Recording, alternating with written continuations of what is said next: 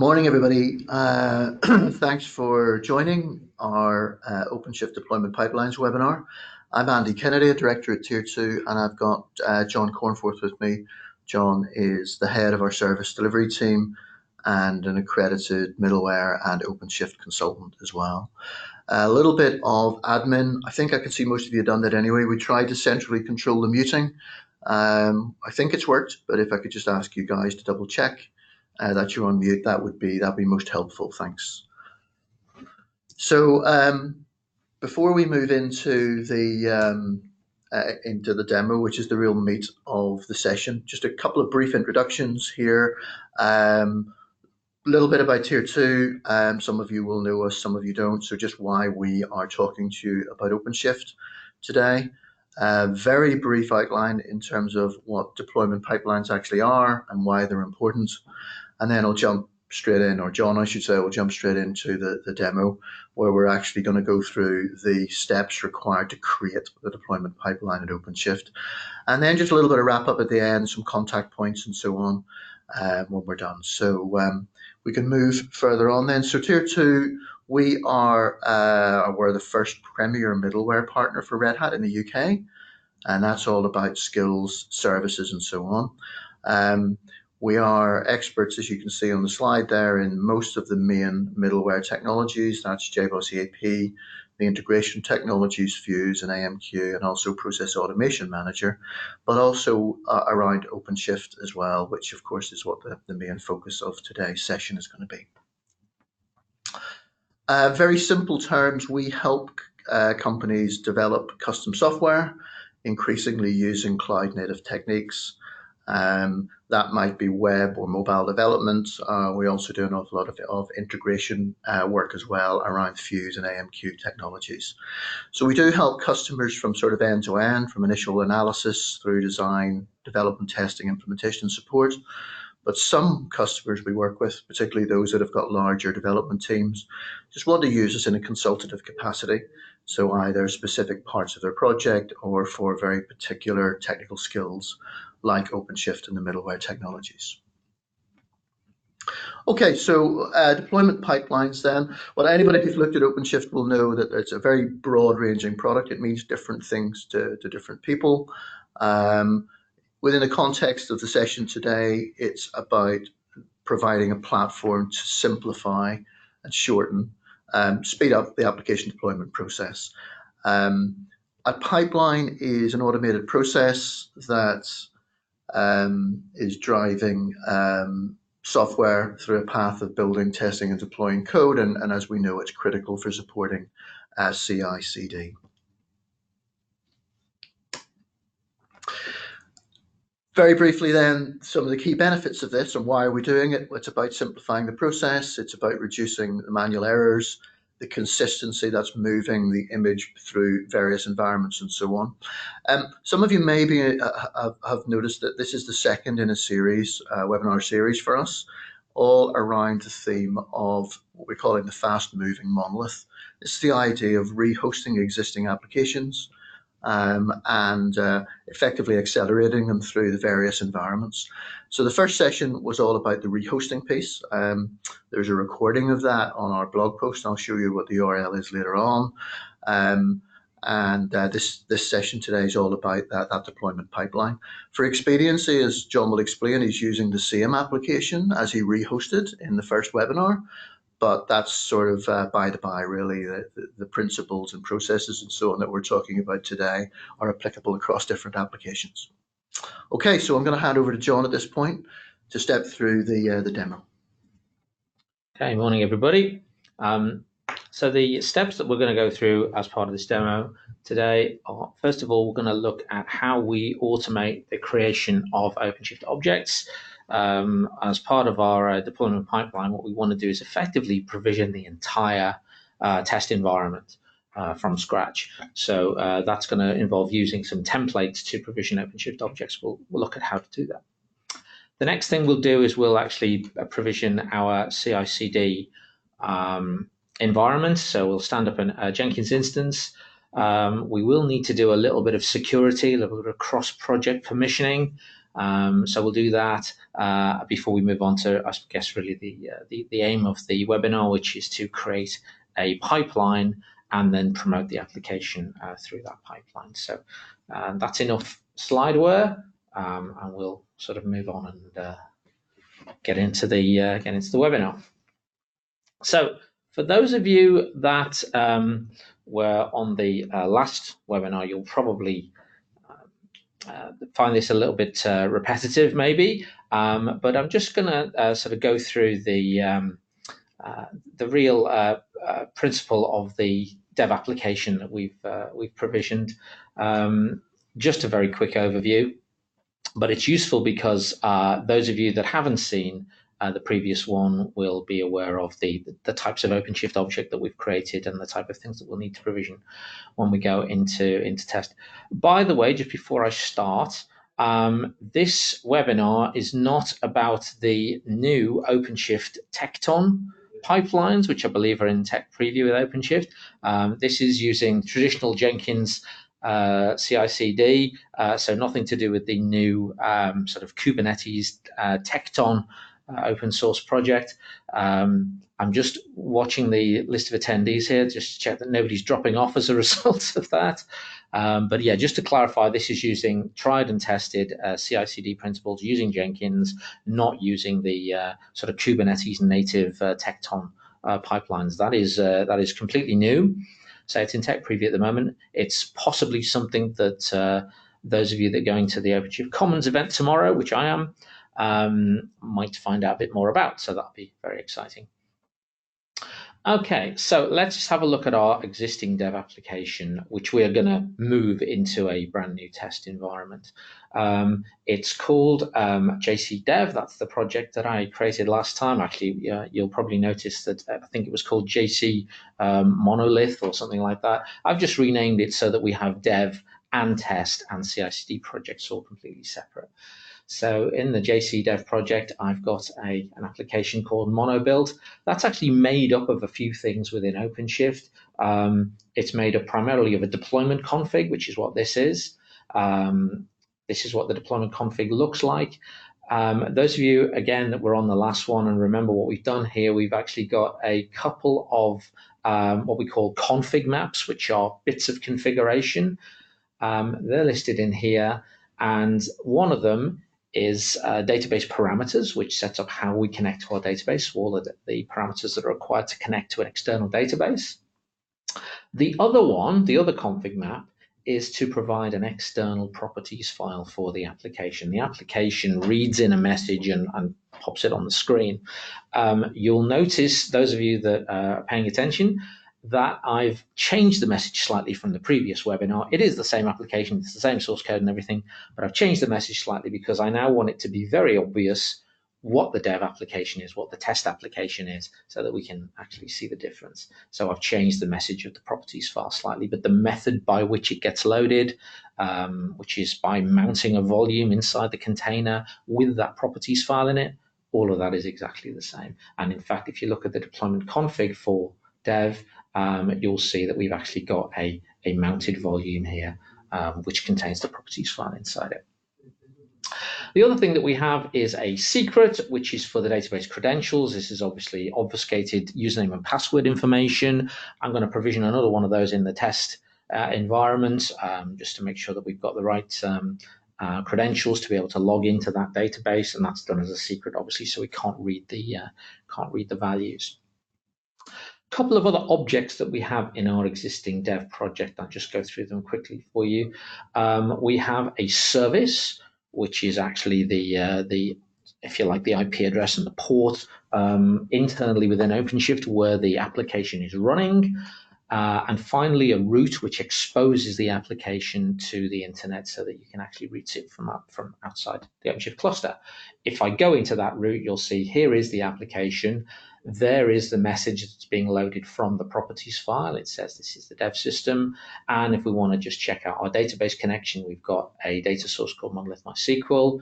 I'm going to go into the event table, and it should bring back some data from the database. So there it is. There's a dev application up and running and all working. And that's the thing that we're going to promote into test. So just going through the sort of project setup that we're going to do here, we're going to have 3 environments. We've got dev already, we're going to have test, and we're going to have CI/CD. And I could actually do all of my pipeline work in one of the existing dev or test environments, but I don't want to create a completely separate environment where the CI/CD stuff is going to happen. So I'm going to actually provision that stuff right now. I'm going to create some projects. I'm going to use OC, the command line for OpenShift, to do that. And I'm just going to create a couple of new projects very quickly. First of all, I'm going to create a test project. And I'm going to create a CI/CD project. And as we'll see a bit later on when we start doing cross-project permissions, I will need to start granting some rights to the users in these projects in order for them to be able to operate across the different environments. For example, my Jenkins, which is going to live in the CI/CD project, that is going to have to operate within both the dev and the test environments. It's actually going to pull images from dev, and it's going to use those images in order to create applications in test. So I'm going to need to do some project permissions there. Those of you that know OpenShift projects will already be aware of the fact that they are completely self-contained projects. In most cases, you can't even see the objects from one project to another. I, of course, am the cluster administrator, so I've actually got access. In fact, I own all 3 of those projects, as you can see there. So it's a little bit easier for me, but certainly for things like service accounts, for Jenkins and the like, we're going to need to create those permissions, so we'll do that in a minute. One thing I am going to do is I'm going to start to create objects in the test environment, because actually in the test environment right now, I've got absolutely nothing. Yeah, I just showed you deployment config, service, config map, root, all these things in the dev project. And I haven't got any of that in my test project. Nothing at all, it's completely empty. So I'll start off, I'll create the secret.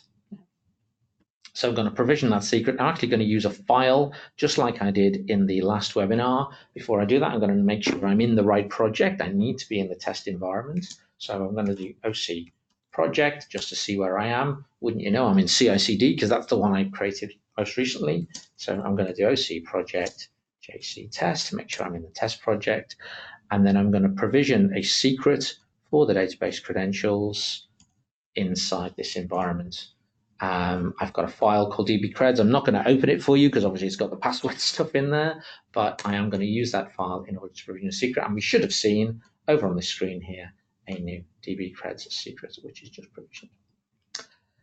Okay, the problem now is I'm faced with the rather daunting and probably rather boring task of creating config maps and deployment configs and services and routes and everything else in my test environment for this application. I don't want to do that. That's dull. I want that to be created for me as part of my automation, as part of my pipeline process. So I'm going to show you a technique whereby we can provision all of the OpenShift objects that we require in order to run our application. And we're going to do that via templates. That's really what a template does. If you look in the dev project, we can actually see all of the script, all of the YAML that was actually used to create this object. In the case of my dev project, I actually used a pre-existing OpenShift template, which defined a whole bunch of things that I don't even need. For example, all of these environment variables for the JBoss cluster and for MQ queues and passwords and stuff. I don't need any of that. So my template for creating this deployment config is going to be severely cut down. It's going to be reduced quite a bit, but we'll keep it on the screen to use it as a comparison. What do OpenShift templates, custom templates that you create, what do they look like? Let's have a look at one. I've got one here, and I've got one actually that creates the deployment config. Here it is. In actual fact, the bit that does the deployment config is reasonably short. It's just that, just the bit that I've highlighted there. Hopefully you'll see the highlight coming up on the screen. But it really is a fairly short snippet of YAML. It just does really the essentials that I need to provision my deployment config. If you walk through the different aspects of this template, first of all, ignore the parameters from it. I'll explain the parameterization in a moment. But if you look, basically, it's creating an object of kind deployment config. It's got some metadata associated with it. It's got a label, which can make it easy to identify. Labels are important, and we'll come back to the labels a bit later, because any object that you create via a template, you really want to think about applying labels, because it allows you then to easily identify a whole group of objects in one go. Let's say you wanted to delete a whole bunch of stuff. You can do that using a label. In fact, I'll show you that in a minute. So we've applied some labels. We've also specified how many replicas for the application we want, what strategy for the deployment it is, a rolling strategy, which means it's going to create the new instances before it gets rid of the old ones. And then the really important stuff is here. This is very specific to my application. So you'll see I'm creating a volume mount, and I'm using a parameter to define what that config map is for the volume mount. That's the properties file. You'll notice that for my database configuration, I'm defining a secret and a config map. I did all of this in the previous webinar. It's just that this time I'm going to automate the process of setting it all up as part of this template. And also I'm defining the image that this application is based on. And I'm going to do that with an image name and a specific tag. I'll talk more about tags later on, because they're going to be quite important in terms of defining the version of the application image that I want to use. Finally, just a definition of the path for the volume maps, where the properties file is going to get loaded up in the container. And a very significant element here, actually quite different to the original YAML that I used in dev. There are no triggers on this deployment config. There are in dev, because in dev, every time every time I changed the image, I wanted the deployment to effectively redeploy. I wanted to trigger a redeployment of this deployment config every time the base image changed. I don't necessarily want to do that in test. Why not? Because this is all going to be controlled by a pipeline. So any creation of deployment configs, any creation of config maps, services, routes, all of that stuff is going to be part of my overall pipeline. So the pipeline is going to control that, not the deployment config itself. So I've got no triggers on here.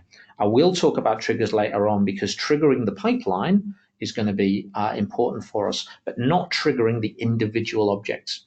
They're all going to be part of the overall pipeline. Okay. So we've talked about the basic sort of structure of the template, deployment config in this case. We've talked about the labels and why they're important for identifying objects that sort of live together. And we've talked about the fact that there are no triggers in this deployment config. So what about the parameters? Well, the way that these templates work is you define all the parameters at the bottom with some descriptive text, and then you just literally place the parameters where you want them to go within the deployment config, within the template. So as you can see here, things like defining the image name and the image tag, that is done here in this part of the YAML.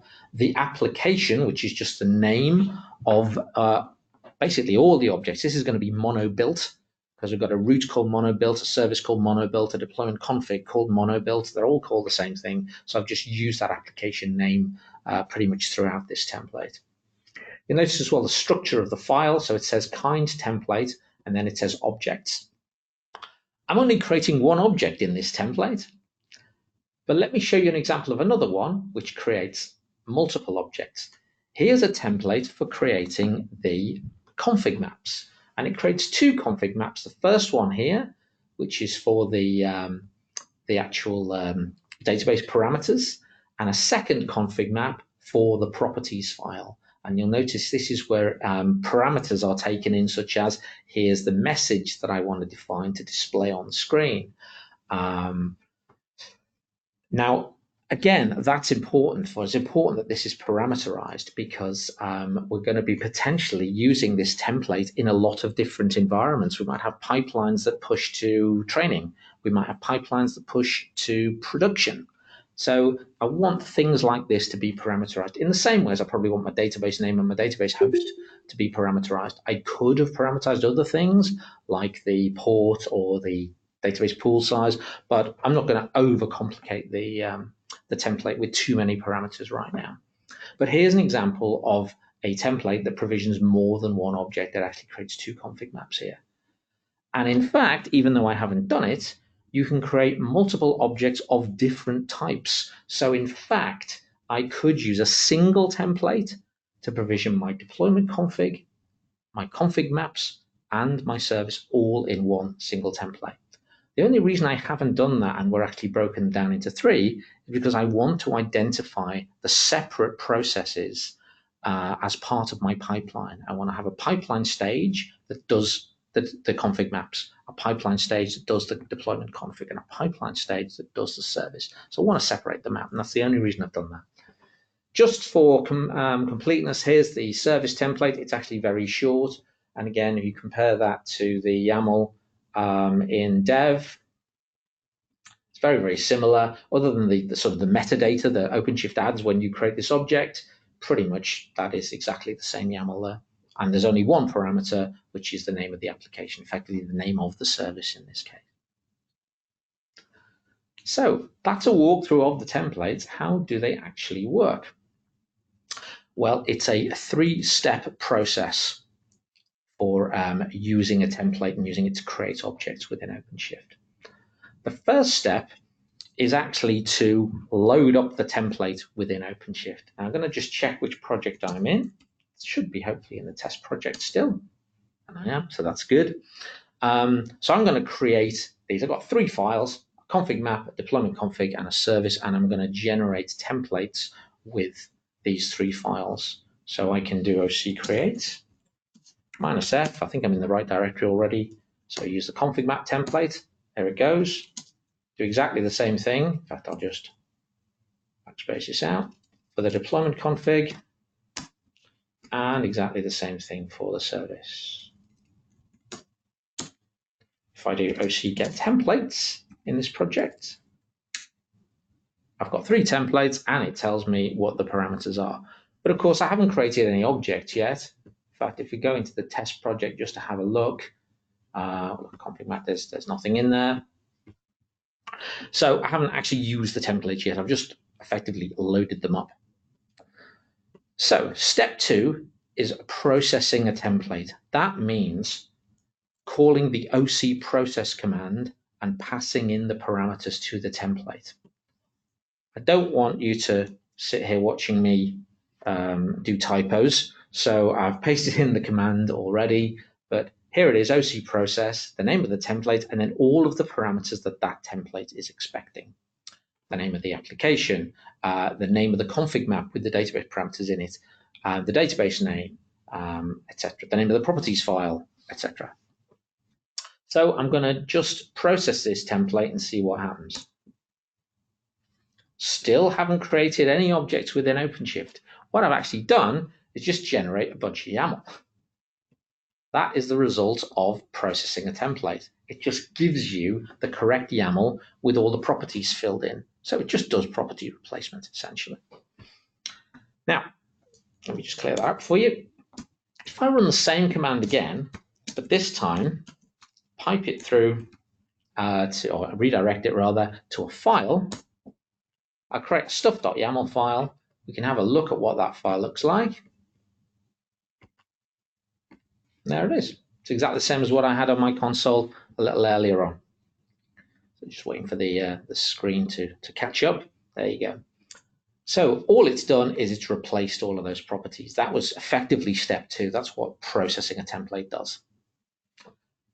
So step three is to actually create the object based on the YAML. So again, if I do OC create -f, just like I did with the initial creation of the templates, but this time using my stuff.yaml, there we go. Now in OpenShift, you can see I've created the DB parameters config map, all parameters filled in, and the properties file with the correct message for this environment. So That's how templates work. And you can really pretty much templatize everything in terms of these OpenShift objects. So provisioning pretty much everything you need from an environment. Secrets are a little trickier. It's one of the reasons why I provisioned the secret ahead of time. They are a little trickier to do because obviously you've got to obfuscate the passwords and make sure that they're not human readable in any of your scripts, or sorry, any of your templates, I should say. So you've got to be a little more careful with the secrets, but effectively, pretty much everything within that OpenShift environment that you want to provision, you can provision via these templates. And don't forget, the pipeline is going to run these templates. So the pipeline is going to do all of this provisioning for us. In fact, I'm going to delete the config maps because I don't want them. I want the pipeline to create them for me. So I'm going to go in and delete them now. Now, just a little reminder that if you've got a label, and in our case, I've got a label that says application is mono build. If you have got a label, then you can delete objects. So for example, I can delete config maps here as long as they have an application of mono build as their label. So there you go, just deleted them, they've disappeared.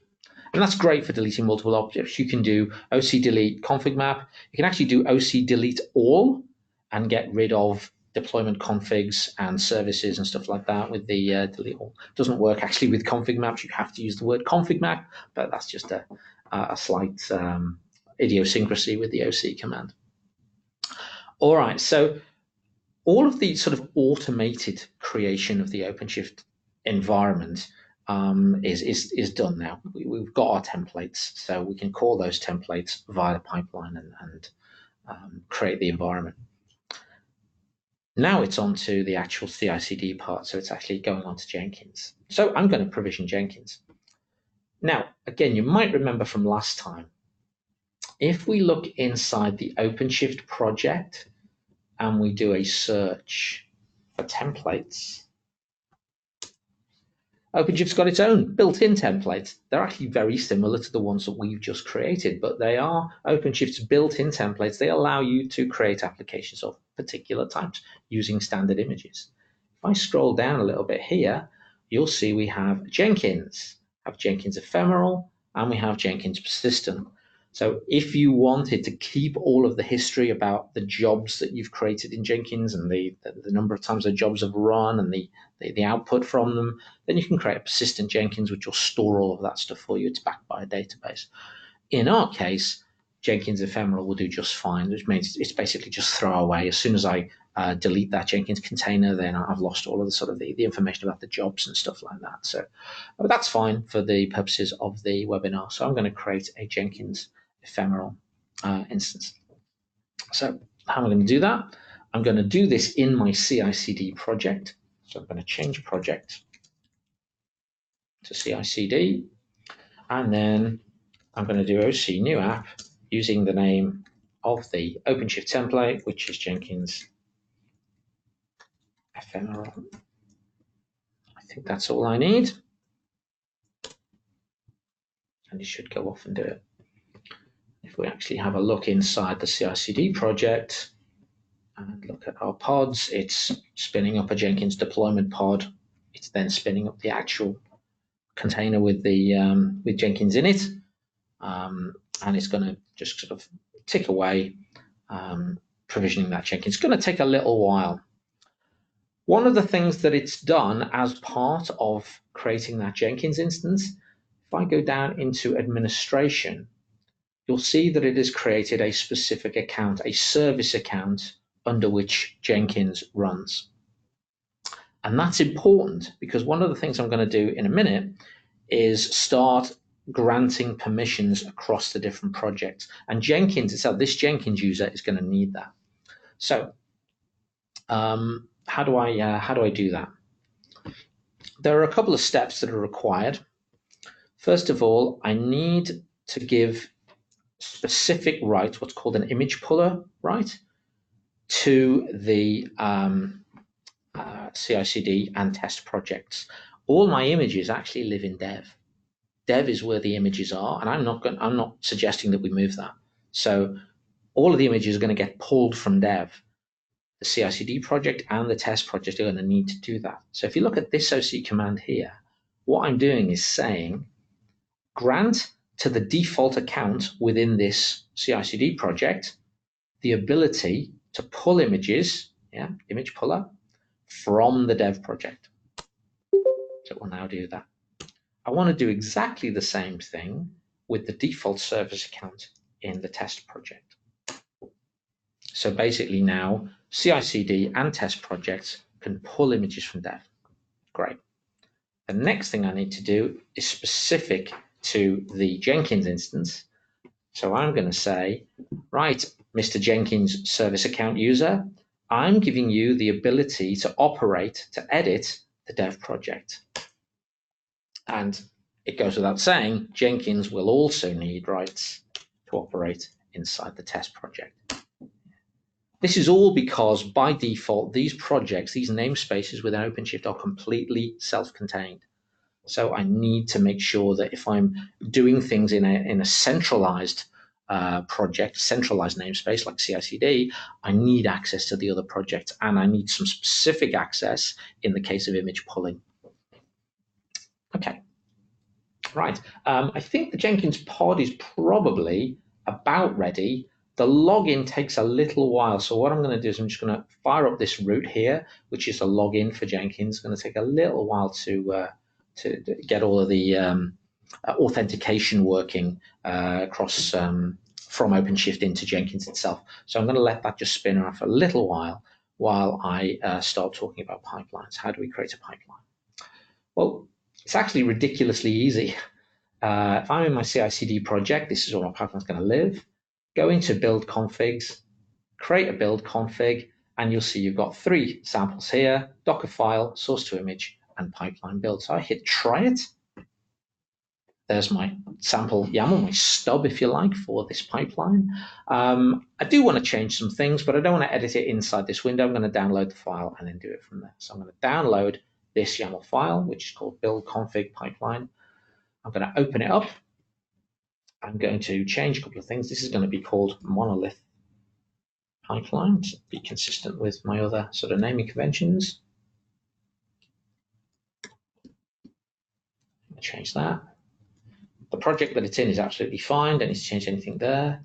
The other thing that I'm going to do is, as I was saying earlier about triggers, I don't want, at the moment anyway, this pipeline to be triggered by anything automatically. I just want to trigger it manually myself. Later on, we will add some triggers, but for right now, I don't really want to change anything. So I've saved that. Here's a neat little trick. I can drag the file into this window, and it's changed it for me. Now, don't be put off at the moment by what the Jenkins file information is. So in other words, what the pipeline actually does. I'm just creating a pipeline. The fact that the stuff that it does at the moment is completely useless to me, like I don't have Node.js or anything, that's kind of irrelevant. I'm going to go ahead and create that pipeline now. It's created it. Yeah, and as you can see, the Jenkins file in here, in other words, the instructions, the stages that it's going to go through, is complete rubbish. I'm going to completely replace all of that. So let's have a look at what I'm actually going to do. And hopefully, even though this may be new to you, it should make a bit of sense. Incidentally, I'm not going to go through a complete crash course in Jenkins and everything that Jenkins can do, because A, we don't have time, and B, it's not really that relevant to OpenShift. You can pretty much do what you need to do in an OpenShift Jenkins pipeline that you can do in a standard Jenkins pipeline. There are some dependencies that you need to watch out for, like, for example, dependencies on Maven or on Nexus if you're putting images into a repository or you're running unit tests or something. I'm not doing any of that in my pipeline. My pipeline is purely concerned with deploying to another environment and provisioning the OpenShift object in that environment. So I'm not doing things like storing the image in Nexus or running a bunch of integration tests or anything like that, which obviously are things you would do in a standard Jenkins pipeline. But for now, I'm trying to keep it as simple and as relevant to OpenShift as possible. So what are we doing in here? This is the pipeline. This is the file that I'm going to use. And obviously you can see it defines a whole bunch of parameters. Most of these parameters are actually the parameters that we need for our templates, yeah, to provision the deployment configs and the config maps. So that's pretty much all of this section down here. I do also define the image, and that URL is based on OpenShift's internal Docker registry, but you'll notice that that is parameterized by the project. In this case, the source namespace, which is the dev project. So I'm making sure I'm getting all my images from dev. At the moment, the image tag I'm going to use when I tag this image to be used in test is going to be called test, fairly obviously. And I'm being very careful, as you'll see when we go through these stages of the pipeline, I'm being very careful that I define my source project and my target project very explicitly for every command, because I don't want things to happen in dev which should have happened in test and vice versa. So what am I actually doing in this pipeline? Here's the actual Groovy file, which is defining the pipeline. And if we have a look at the different stages in here, the first thing I'm doing, and it's pretty basic stuff, I'm doing OC start build. So I'm kicking off a build. I'm kicking off a build in dev as it happens. Doing the build of the image in dev. I'm then tagging the image in dev as the test image. Yeah, that's going to be my tag that I'm going to use to base my test deployment on. I'm then going through and doing a whole series of OC delete to delete the config maps, the deployment configs, and the service that may exist already in the application.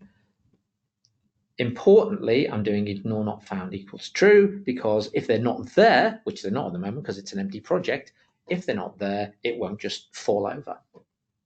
So I'm deleting any existing config that's there, and then I'm just running my template. So I'm doing OC process on the config map template, the deployment config template, and the service template to provision those three OpenShift objects. Notice as well that I'm combining the process command with the create command. I'm actually piping that through the create command so that the results of the process, which is the YAML, if you remember, are then being generated via OC create. So it's a nice little trick there you can use inside your pipeline script to basically do the processing and the creating of the object all in one go.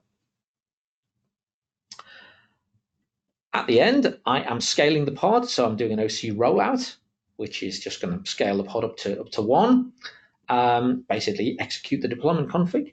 And then finally, I'm doing the route. I didn't bother doing a template for the route. I just wanted to do things a bit differently. So I'm, in this case, in this stage here, deleting the existing route and then recreating it using OC expose service, which is actually a lot easier than writing YAML to do a service. So a bit lazy, yes, but it demonstrates a slightly different way of doing things.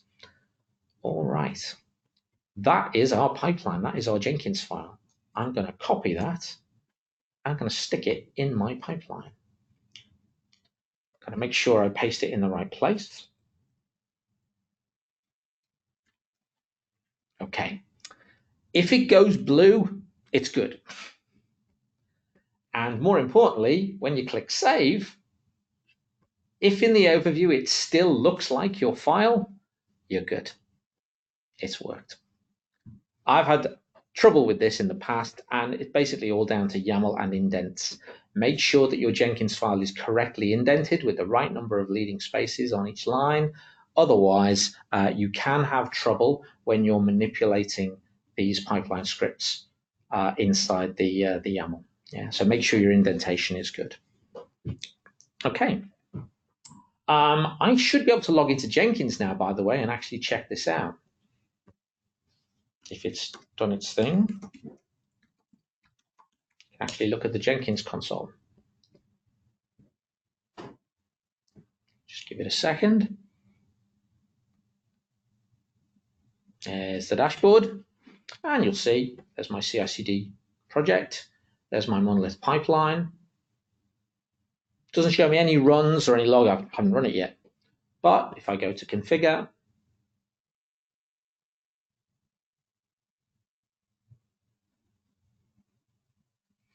and it loads, and there is actually my Jenkins file, which I could edit in here, or I could edit in OpenShift.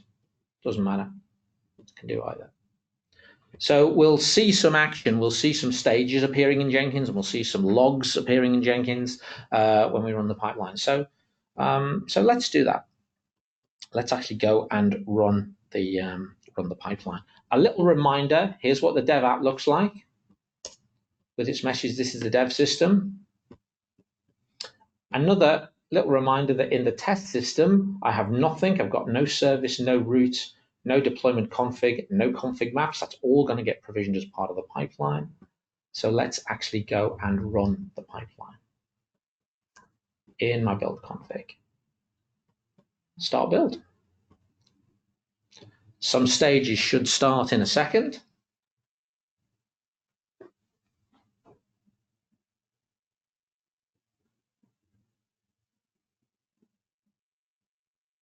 There we go. It's doing its dev build. It's tagging the image, deleting the old config, which shouldn't really take long because there isn't any, and provisioning all of the OpenShift objects, scaling for deployment, and running the route. And it looks like that worked. If we want to see the logs, actually got two ways to do this. We can actually go into Jenkins, see there in Jenkins, it's now done the run. It seems to have successfully done all the stages. If I go into this particular build instance and console output, I can see what the log was. But I do have access to this from OpenShift as well. If I go into logs and view logs in OpenShift, it shows me exactly the same console output. So it looks like it's done what it needs to do. If I go into test now, so instead of an empty project, I've now got a pod that's running. I've got a deployment config, I've got config maps, I've got service and a route. And if we run the route, this is the test system. And did the database parameters work? They did. It's a different database, as you can see. So that's a successful pipeline. Now, there's a couple more things I'd like to do, time permitting. I think I've got time. I'd like to trigger this build in a couple of different ways. First of all, using a tag. Secondly, by changing the application itself. So I'll show you what happens if you want to do this via a tag. Let me go back to my my pipeline.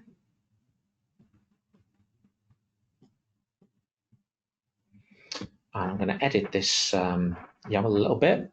I'm going to introduce a trigger. And I've got one here.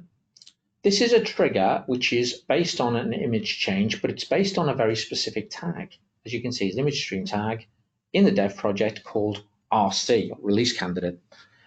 I'm going to add that into the triggers section of my pipeline because I want, anytime I tag an image as RC, as release candidate, I want that to kick off a build of the test environment. In order to make sure that works, though, I'm going to need to do a couple of other things. I'm going to need to change the image tag that the deployment's based on to RC. And also, I don't want the building and tagging of the image to occur in dev. Yeah, I don't need that. I'm doing that myself. Yeah. As soon as I've built and tagged an image with RC, I want it to go off and provision the test environment. So let's see how that works. If I look at the builds that we have currently on my pipeline, I've just got the one build at the moment. So if I now go into my dev project, cd, OC project, OC dev, and then I do OC tag, and it's currently mono built, well, latest. I'm going to base this on the latest image. I'm not going to do a build because I did one a minute ago, but I am going to do the tag because what that should do is if I type it correctly and tag it as a release candidate, this should kick off another pipeline build. There it is, number 2. The pipeline is off and running. And also, if I look in the dev project just quickly and look at the image streams, there's my second tag, there's my RC tag. Now, I did already tag the image as test, which is why I've got a test one as well. I did that in my very first pipeline run. On my second pipeline run, I've tagged it as RC, release candidate, and it should have gone off and finished off the pipeline and provisioned the application again. Now, the very last one I'm going to do in the final sort of 5 minutes that I think I've got left is I'm going to show you what the complete end-to-end process looks like. The only way I can do that is by actually changing the WAR file. So I'm going to put a new WAR file in my GitHub project. I did cheat slightly, and I'll show you this. I did cheat slightly because I've already got a webhook in GitHub, which OpenShift is going to sort of listen on. So as you can see, that I've already configured a webhook. It's a very standard thing to do. It's well documented in my source code project. As soon as I push a new WAR file up into GitHub, what that will do is it'll trigger a dev build. However, what my pipeline is then going to do is, based on the latest dev build, it's going to do a test build as well and tag the release candidate. So let's see how that works. Go back into my CI/CD, go back into my pipeline. This time, I'm still not going to do a dev build because the webhook will do that, but I do want to tag the image because I want to tag it as release candidate. Yeah, because the dev build won't do any tagging. But the other thing that I'm going to do is I want to not listen for an RC because I've basically got a circular reference here. I want to listen for a trigger on the latest dev build. So as soon as the latest dev tag is updated, that will trigger a retagging of the image here as RC and then a build of the test environment. So I'll save that pipeline and have a look at the builds again so that we'll get a third build hopefully in a few minutes. So I'm just going to change the WAR file. I've actually got a new version of the WAR file sitting here ready to go. I just need to change into the right directory to get to it. It's monolith build deployments. And in here, there is a newish WAR file. It's done a couple of days ago. So I'm going to add that in Git. I'm going to commit with a message of new WAR file. Oops, sorry. Live demos. And then I'm going to push that. What that should do, in fact, let's have a look at dev first, because what that should do is it should kick off a dev build immediately. And then I'll open up another window and we can have a look at the CI/CD project at the same time.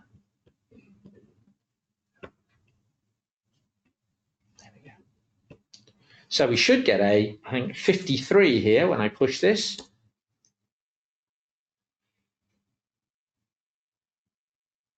Here we go. So dev build 53 is on the way. Once that's progressed a little bit, we will get a pipeline 3 kickoff with a brand new test environment. And hopefully we will actually see slightly different results for these two applications, because I've just changed the header in here just to say welcome to JBoss Mark 2. That's all the WAR file does that's different, but we'll see that when these builds have completed. We can actually tail this the log of this build and see what it's got to. Once it gets to the point where it actually pushes the image into the repo, it's tagged it as the latest, then that will kick off a second pipeline build.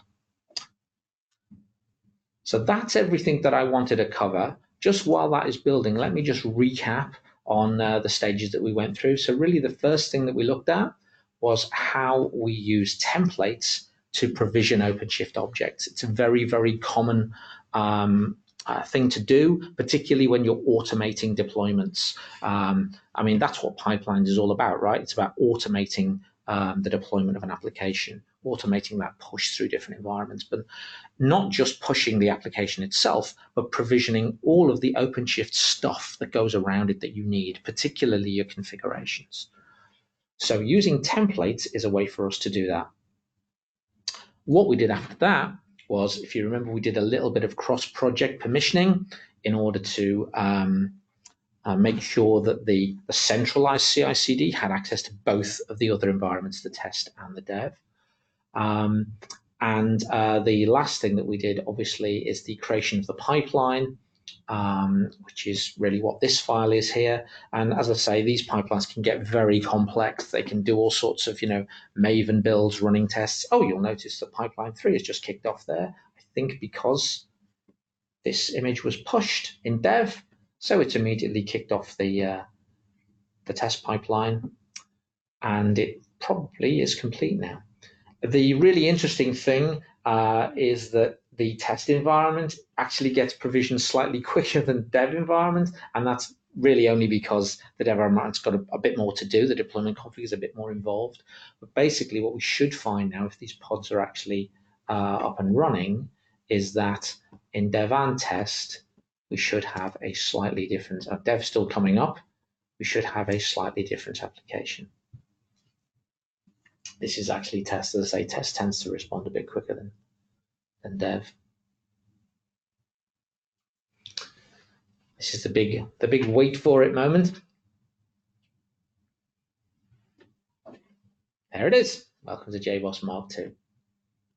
And hopefully by now dev is available as well. There it is.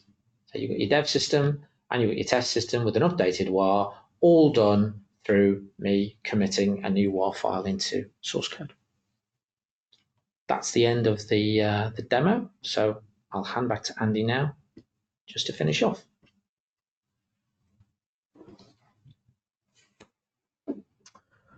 Thanks, John. That's great. Thanks everybody for joining today. I hope you find it useful. We'd love to talk to you about your OpenShift requirements, or even thinking about how OpenShift might benefit you in your own businesses. There's some contacts at the bottom there, so please get in touch with either myself or John, if you'd like to talk. We were focusing very specifically in the last couple of webinars around this idea of fast-moving monolith that's rehosting existing applications. And as John has just done, then implementing the development pipelines to accelerate that through the various environments. But as I was saying at the top of the conversation, there's a whole range of other things around OpenShift, everything from new models of application development through to even installing and configuring it. So any requirements you have around OpenShift, please give us a shout. We'd love to talk to you. The recording of the webinar that we did in December around the rehosting, that's on the blog. You see the URL at the bottom of the page there. And the session that we're on now is being recorded, and we'll have that up on our blog post by late this afternoon as well. So for the moment, I'd just like to thank you very much for your attendance. I hope you find it useful, and we look forward to talking to you soon. Thanks very much.